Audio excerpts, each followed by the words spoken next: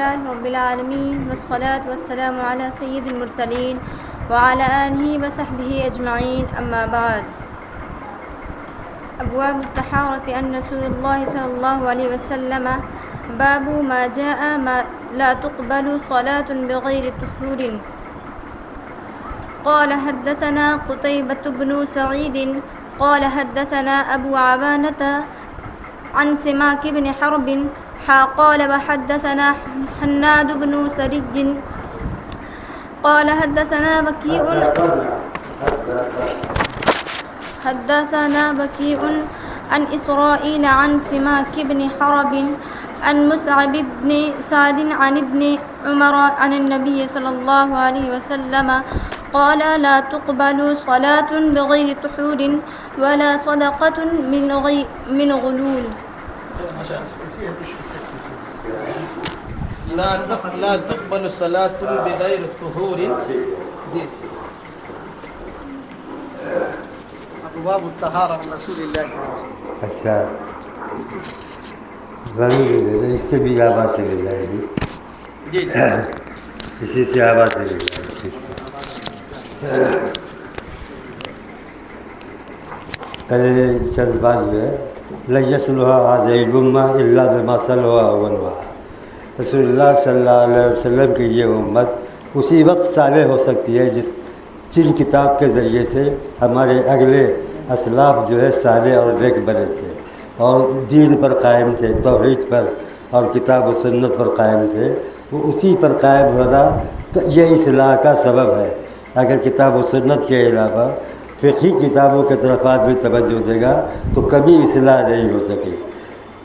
کتاب التوحید شیخ الاسلام محمد ابن عبد الوہاب نجدی رحمۃ اللہ علیہ نے سب سے پہلے تعریف کی عربی زبان میں، اور اس عربی زبان میں اس کتاب کا ترجمہ کیا مولانا محمد صاحب جوناگڑھی نے رحمۃ اللہ علیہ نے. یہ ترجمہ جو ہے مولانا محمد صاحب اردو ترجمہ کیا گیا جبکہ وہ علی گڑھ یونیورسٹی کے اندر وہ پڑھا رہے تھے.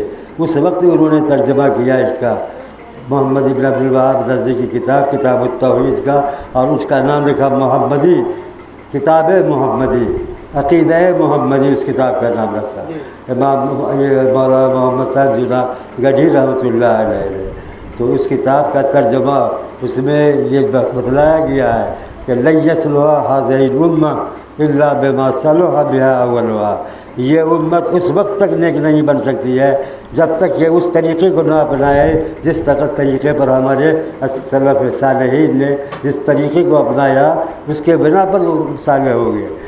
اور آج اس دور کے اندر کسی معاشرہ، کسی سماج کا، کسی گھریلو زندگی کے اندر کسی کا صالح ہونا، گھریلو زندگی کے اندر افراد کا صالح ہونا لڑکی کے صالح ہونے پر موقوف ہے. اگر ایک لڑکی دینی تعلیم سے آراستہ ہو جاتی ہے تو اس کے ذریعے سے ایک سماج آراستہ ہو جائے، نیک بن جائے گا. اگر ایک لڑکا آراستہ دینی تعلیم حاصل کرتا ہے اس سے سماج کی اصلاح نہیں ہوتی ہے، لیکن ایک لڑکی کی وجہ سے وہ معاشرہ، وہ گھر جہاں جاتی ہے، وہ اس گھر کے افراد، ان کے گھر کی عورتیں جو ہے صالح ہو جاتی ہے. اس لیے کہا اِنَّا عَلَىٰ صَلَاحِ الْمَرْأَةِ صلاح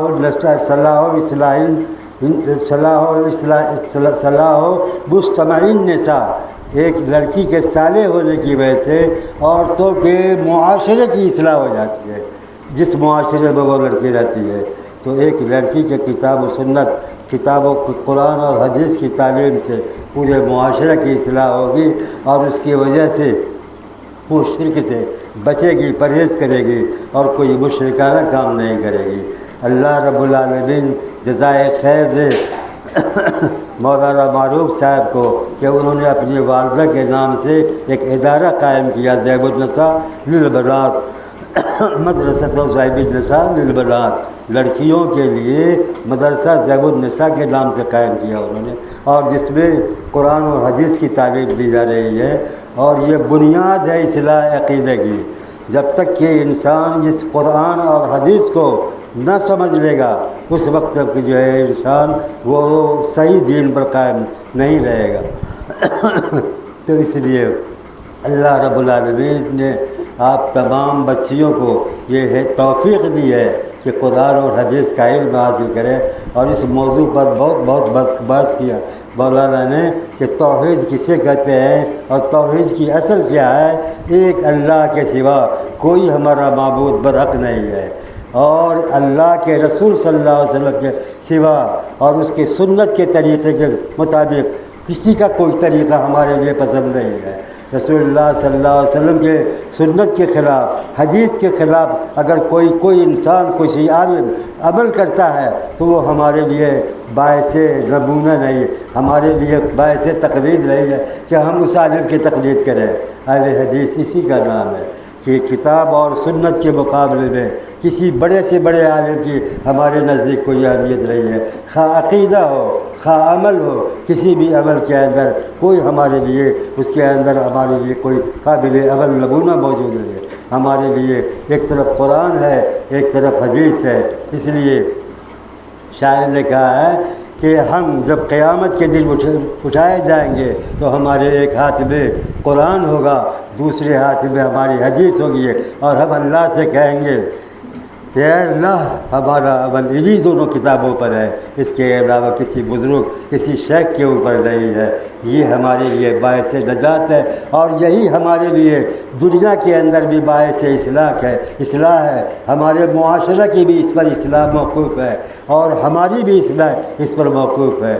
توحید کی حقیقت کیا ہے اور سنت رسول اللہ صلی اللہ علیہ وسلم کی اہمیت کیا ہے، یہ سب حقیقت اور اہمیت اگر سمجھنا ہو تو آپ اس بات سے سمجھیے کہ شیخ مولانا عبداللہ صاحب غازی پوری رحمۃ اللہ علیہ یہ بہت بڑے اہل حدیث کے عالم تھے، غازی پور کے رہنے والے تھے، انصاریے تھے یہ بھی، اور ان کی لڑکیاں یہ منطق فلسفہ پڑھی ہوئی تھی، اردو منطق انہی کی بیٹی کی لکھی ہوئی ہے۔ حافظ عبداللہ صاحب غازی پوری نے بھی لکھی، اور ان کی بھی ایک بیٹی نے بھی جو ہے یہ منطق کی کتاب لکھی تھی۔ یہ ان کے علم کا دیر ہے۔ تو اتنی اچھے انداز سے جو مدرسہ قائم کیا ہے، اور سب سے زیادہ قابل تعریف ہے ہمارے یہ شیخ معروف صاحب کہ جن کی کوشش اور جن کی کاوش سے اللہ رب العالمین نے یہ ادارہ قائم کیا، اور جس کے اس ادارے کے قیام پر ان لڑکیوں کی تعلیم کا آغاز کیا، اور جن کی ایک لڑکی کے اصلاح سے ایک پورا معاشرہ پورا گھر سمجھ میں صالح بن جائے گا، اور اگر ایک لڑکا پڑھتا ہے تو اس سے پورا گھر کی اصلاح نہیں ہوتی، لیکن اگر ایک لڑکی پڑھتی ہے اور سمجھ کر کے پڑھتی ہے اور اس قرآن اور حدیث کی روشنی میں اپنے ماں باپ کو سمجھاتی ہے تو اس کے ذریعے سے اس گھر کی اصلاح ہو جاتی ہے، پورے گھر کتاب اور سنت کی روشنی کتاب اور سنت کے رنگ میں رنگ جاتے ہیں۔ اللہ رب العالمین سے دعا ہے، زیادہ نہیں بول سکتے ہیں، اللہ رب العالمین سے دعا ہے کہ اللہ اس ادارے کو تو فروغ اور ترقی دے، یہاں کی بچیاں اس طرح سے تعلیم یافتہ بن جائے کہ ان کے اصلاح پر ایک معاشرے کی اصلاح موقوف ہو جائے، اور ان کے اصلاح سے ایک معاشرہ صالح معاشرہ وجود میں آئے، اور جس سے ایک سماج وجود میں آتا ہے اسی طریقے سے صالح سماج وجود میں آئے۔ اور اللہ رب العالمین اس نیک عمل کو ان کے والدہ محترمہ کے نامہ اعمال میں ان کے نیک عمل کو اللہ رب العالمین ان کے بھی نامہ اعمال میں ایک حصہ کو لکھے، اور ان کے ذریعے باعث نجات بنے، اور ان کے لائق فرزند یہ ہیں مولانا معروف صاحب، مولانا امیر حمزہ صاحب، حافظ کیا منظر صاحب ہے، صحیح میں منظر ہے، ان کے اصلاح پر اللہ ان کے ذریعے سے اللہ رب العالمین آپ لوگوں کو علم کا موقع حاصل کرنے کا موقع دیا، اور اللہ رب العالمین نے اللہ سے دعا ہے کہ اللہ رب العالمین آپ کو صحیح کتاب و سنت کا علم عطا فرمائے۔ اگر تمہارے سامنے کسی کو صحیح بخاری اور مسلم کے حدیث صحیح آ جائے اور سنن کی حدیث صحیح آ جائے تو کسی عالم کسی مفتی کسی مجتہد کا قول ہمارے لیے معتبر نہیں ہے۔ اللہ رب العالمین سے دعا ہے کہ اللہ ہمیں کتاب و سنت پر عمل کرنے کی توفیق عطا فرمائے، اور اللہ آپ تمام صالحات تمام بچیوں کو تمام بنات کو اللہ رب العالمین یہ قرآن اور حدیث کو صحیح طریقے سے سمجھ کر کے پڑھنے کی توفیق عطا فرمائے. طہارت کی پہلی حدیث پڑھی گئی. اچھا ہاں طہارت کی پہلی حدیث پڑھ لیجیے آپ. لا تقبل الصلاۃ بغیر طہور، بغیر پاکی کے، بغیر وضو کے کوئی نماز صحیح نہیں، قبول نہیں. اللہ رب العالمین کیا صدقۃ من غلول، ولا صدقۃ من غلول، اور کوئی صدقہ خیانت سے جو مال پیدا حاصل کیا ہے اس مال سے اگر ہم صدقہ کریں گے، ہم نے خیانت کیا ہے کسی کے مال میں اور اس مال کو ہم خیانت سے دبا لیا ہے، اور اس مال کو اگر ہم صدقہ کریں گے تو وہ صدقہ ہمارے لیے باعث اجر و ثواب نہیں، باعث عذاب ہے وہ ہمارے لیے. تو یہ دو حدیثیں لا کر کے اشارہ کیا گیا ہے کہ اس حدیث کو لا کر کے اشارہ کیا گیا کہ بغیر وضو کے وہ نماز قبول ہی نہیں ہوگی جب تک کہ وضو نہیں کرے. اور وضو کا طریقہ کیا ہے؟ وہ وضو کا طریقے پر بھی عمل کرے کہ وضو ہم کو کس طرح سے کرنا چاہیے اور کس طرح سے نہیں کرنا چاہیے. اور وضو اگر نہیں ہے، پانی نہیں ہے ہمارے پاس، تو مٹی سے ہم تیمم کریں گے اور مٹی سے تیمم کر کے ہر نماز پڑھیں گے. مٹی سے تیمم کریں گے، بسم اللہ کر کے مٹی پر ماریں گے، دونوں ہاتھ کو ایسے کریں گے اور اس کے بعد بسم اللہ کر کے چہرے پر ایسے لگیں گے اور اس کے دونوں ہتھیلی کو ایک دوسرے پر مسا کریں گے. یہ طریقہ ہے تیمم کا. تو بغیر وضو کے کوئی نماز قبول نہیں ہوگی اللہ رب العالمین کی یہاں. اگر کوئی بغیر وضو کے نماز پڑھتا ہے، اگر کسی نے وضو کیا اور اس کو حد سے لائق ہو گیا تو اس حال میں پھر دوبارہ وضو کرنا چاہیے اور اس حال میں اس کے بعد پر جو ہے نماز پڑھے. تو اس حدیث کو لا کر کے اشارہ کیا گیا اس بات کی طرف کہ طہارت ہر حال میں انسان کو طاہر اور پاکیزہ رہنا چاہیے، اور وہ ان عیوب سے، ان چیزوں سے پرہیز بچنا چاہیے جس کی وجہ سے وہ وضو ہمارا ناقص ہو جائے اور ٹوٹ جائے. ان چیزوں سے پرہیز کرے اور بسم اللہ کر کے بغیر بسم اللہ کے بھی انسان کے لا تقبل الصلاۃ بغیر طہور، بغیر طہور کے نماز قبول نہیں ہوگی. ولا صدقۃ من غلول، اور کوئی صدقہ خیانت کے مال سے قبول نہیں کیا جائے گا. اور بغیر بسم اللہ کے بھی یہ نماز صحیح نہیں ہوگی جب تک کہ وضو میں بسم اللہ نہیں کہے. حدیث ہے نبی صلی اللہ علیہ وسلم نے فرمایا لا تقبل صلاۃ من لم یذکر اسم اللہ، لا وضوء لمن لم یذکر لا وضوء لمن لم یذکر. جس شخص کا وضو ہی صحیح نہیں، یہ ترمذی کے اندر ہے یہ روایت کہ اس شخص کا وضو ہی صحیح نہیں ہے جس نے بسم اللہ نہیں پڑھا. بغیر بسم اللہ کے وضو صحیح نہیں ہے. یہ اہل حدیث کا مسلک ہے اور یہ حدیث کے روشنی میں. اور حنفی کا مسلک یہ ہے کہ اگر بسم اللہ نہیں پڑھا ہے تو وضو کامل نہیں ہوتا ہے اور وضو ہو جاتا ہے. لیکن یہ سب تعبیر ہے. صحیح یہی ہے کہ بسم اللہ کا کر کے ہم وضو کریں گے. اگر بھول کر کے بھی بسم اللہ کا نام بھول گئے تو پھر سے وضو کریں.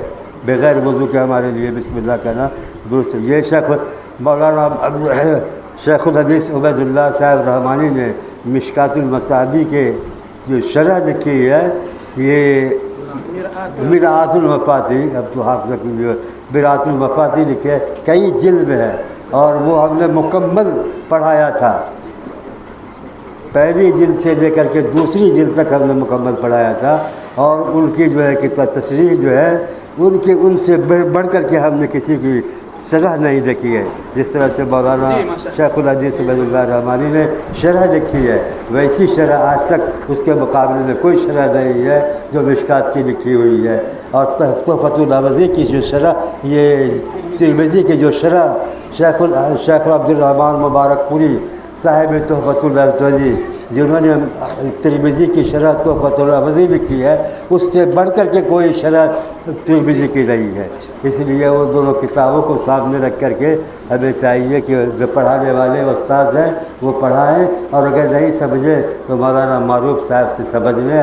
اپنے علم کے بارے میں کبھی یہ نہیں سوچنا چاہیے کہ ہم بڑے ہیں کیسے جا کر کے اور چھوٹے سے پڑھیں، یہ نہیں سوچنا چاہیے.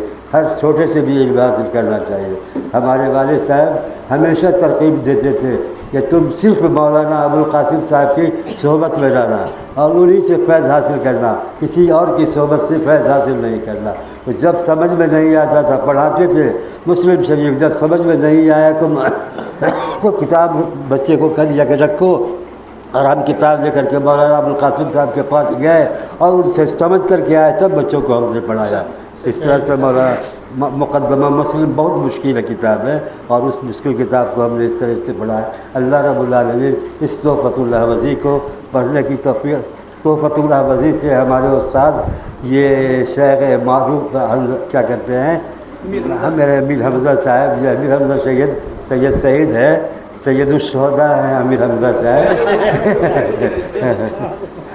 تو ان کو اللہ رب العالمین زندہ ہے، ابھی ہو گئے، زندہ ہو کر کے آ گئے، تو اس اللہ سے دعا ہے کہ اللہ رب العالمین اس کتاب کا مطالعہ کرنے کی صلاحیت انہیں عطا فرما دے، اور صلاحیت عطا فرما، جو نہیں سمجھ میں آئے تو اپنے سے کم سے اپنے سے بھی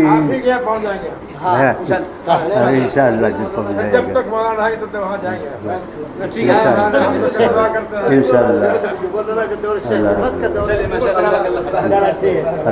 اللہ جزائے خیر دے۔ اللہ آپ لوگوں کو، آپ تمام خواتین، تمام ہماری بچیوں کو اللہ رب العالمین کتاب اور سنت کا صحیح علم عطا فرمائے، اور ان کی اصلاح سے، اس لیے کہ وہ اگر ایک صالح ہو جاتی ہے تو پورا معاشرہ اس کی وجہ سے، پورا گھر کی افراد اس کی وجہ سے صالح بن جاتے ہیں، اور اگر ہم ایک پڑھ لیتے ہیں، ایک لڑکا پڑھتا ہے تو پورا گھر اس کی اصلاح نہیں ہوتی ہے، لیکن لڑکی کے اصلاح کی وجہ سے اس کے گھر کے تمام افراد کے، لڑکے ہوں یا لڑکی، عورتیں ہوں، ماں ہو یا بہن ہو، ہر ایک کی اصلاح ہو جاتی ہے۔ اللہ آپ کی اصلاح کے ذریعے سے، آپ کے معاشرے کی اصلاح آپ کے ذریعے سے اللہ رب العالمین آپ کے گھر کے معاشرے کی اصلاح فرمائے، آپ کے گھریلو زندگی کی اصلاح فرمائے، اور اللہ ہم لوگوں کو دین کے صحیح راہ پر چلنے کی توفیق عطا فرمائے۔ السلام علیکم۔ چھٹی دے رہے ہاں چھوٹی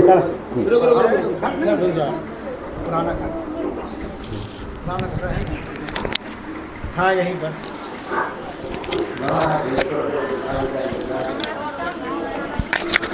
دیکھیے جی، آپ لوگوں نے ابھی ایک حدیث پڑھی ہے ترمذی شریف کی ابواب الطہارہ کی پہلی حدیث۔ ترمذی شریف کیا ہے؟ 2 منٹ سے جائیں۔ ترمذی شریف حدیث کی بہت ہی مشہور و معروف کتاب ہے۔ ترمذی جن کا اصل نام ہے محمد بن عیسیٰ بن ثورہ بن موسیٰ، اور ابو عیسیٰ کے نام سے وہ مشہور ہے، ابو عیسیٰ۔ ترمذی شریف حدیث کی کتابوں میں بڑی اہمیت کے حامل کتاب ہے، یاد رکھیے گا۔ ترمذی، امام ترمذی رحمۃ اللہ علیہ کا استاد امام بخاری ہے، اور بعض حدیث میں امام بخاری امام ترمذی کے شاگرد بھی ہیں، ساتھی۔ میں 2-3 حدیثیں ان سے انہوں نے بعد اب تک سنا ہے، اس مناسبت سے بعض لوگوں نے کہا کہ ان کے شاگرد بھی ہیں لیکن استاد تو ہے ہی۔ امام بخاری رحمۃ اللہ علیہ کی شاگردگی کسی کو حاصل ہو جائے یہ بہت بڑا مقام ہے۔ یا امام بخاری رحمۃ اللہ علیہ کسی سے کہیں کہ تم حدیث سناؤ، یہ بہت بڑی بات ہے۔ تو ترمذی، ترمذی، یہ ترمذی 4 طریقے سے اسے پڑھا گیا ہے، یاد رکھیے گا۔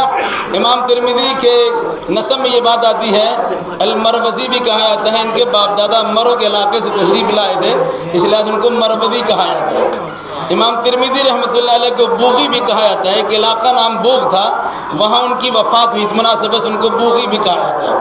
امام ترمذی رحمۃ اللہ علیہ جو امام ترمذی ہے انہیں ترمذی کہا جاتا ہے، علاقے کا نام ترمذ یا ترمز یا ترمی، اس طرح 4 طرح سے پڑھا گیا، اس علاقے کی بنیاد، ہاں، تو اس مناسبت سے انہیں ترمذی بھی کہا جاتا ہے۔ ان کو الخراسانی بھی کہا جاتا ہے، خراسان ایک علاقہ ہے علم حدیث کا، ایک طریقے سے وہاں دریا رواں دمارا، اس مناسبت سے ان کو خراسانی بھی کہا۔ اس طرح مان لیجیے بھواروی ہے، مدھوبنی ہے، بہاری ہے، ہندوستانی ہے، سب ہندوستان کے رہنے والے ہی ہیں، اس مناسبت سے انہیں 4 طریقے سے ان کو یاد کیا جاتا ہے۔ مروزی بھی کہا جاتا ہے، ان کے باپ دادا مرو سے آئے تھے، بوغی بھی کہا جاتا ہے، جس علاقے میں ان کا انتقال ہوا تھا، بوغ ایک جگہ کا نام تھا، اس علاقے میں ان کا انتقال ہوا تھا۔ ترمذی تو بہت مشہور ہے، جس علاقے میں یہ رہتے تھے۔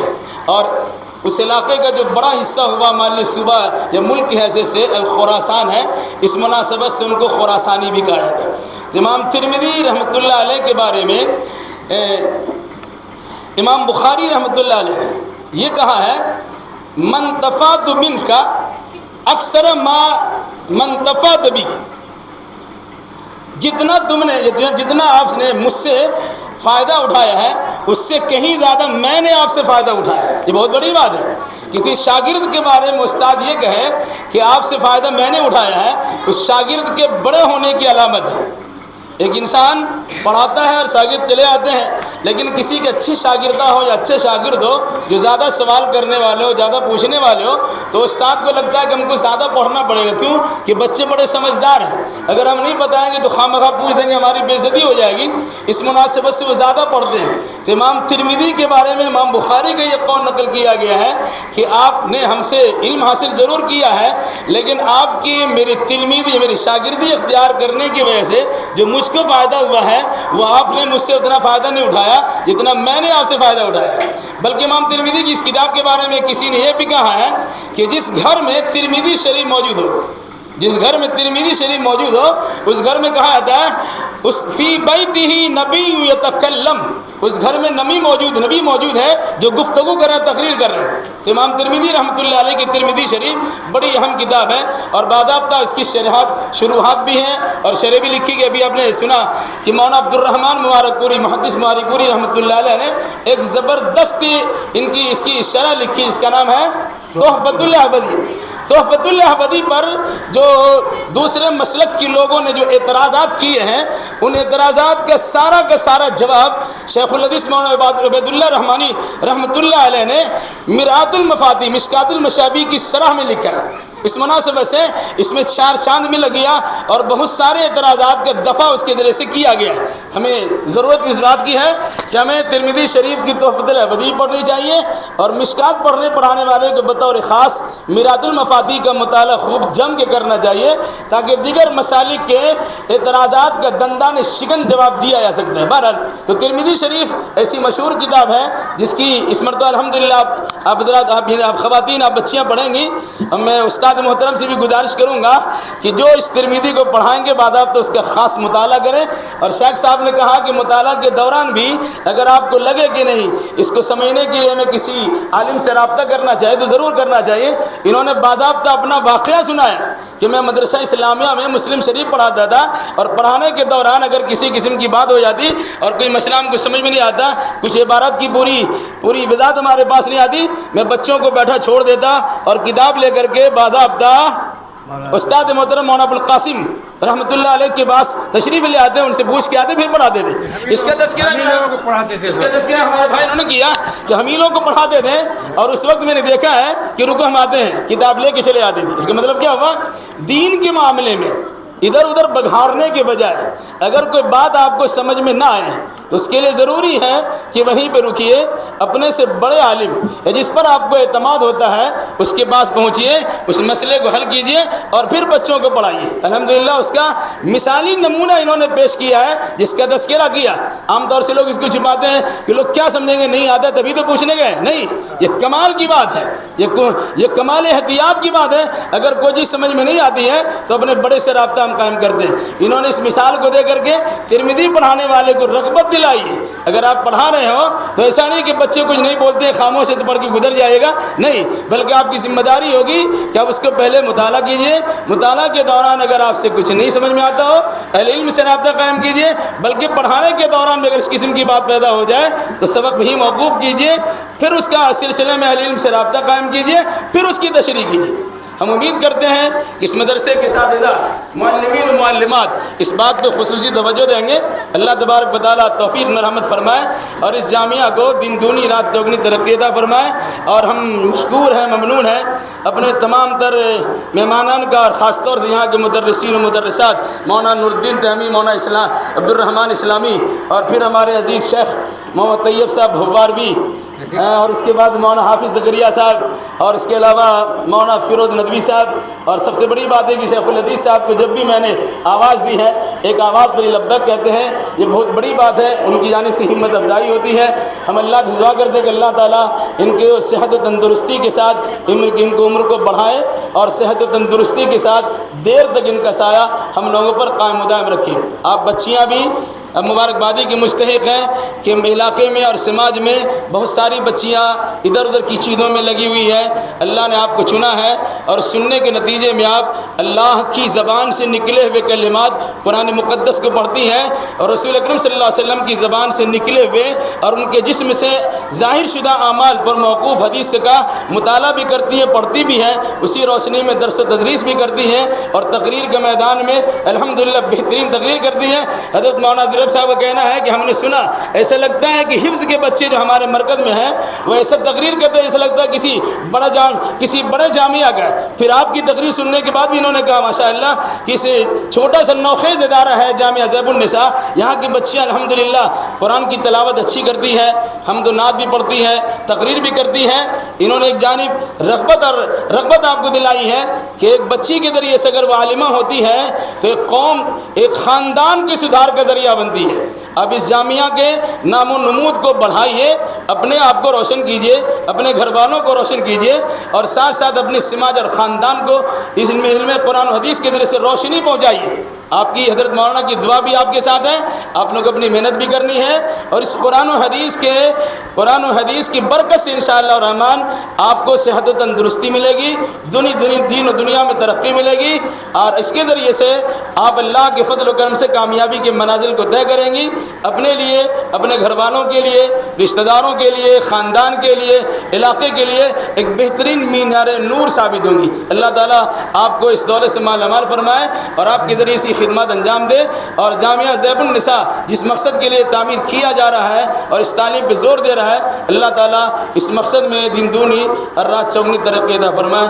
اقول قولی ھذا واستغفر اللہ لی ولکم ولسائر المسلمین وآخر دعوانا ان الحمد للہ رب العالمین۔ السلام علیکم ورحمۃ اللہ وبرکاتہ۔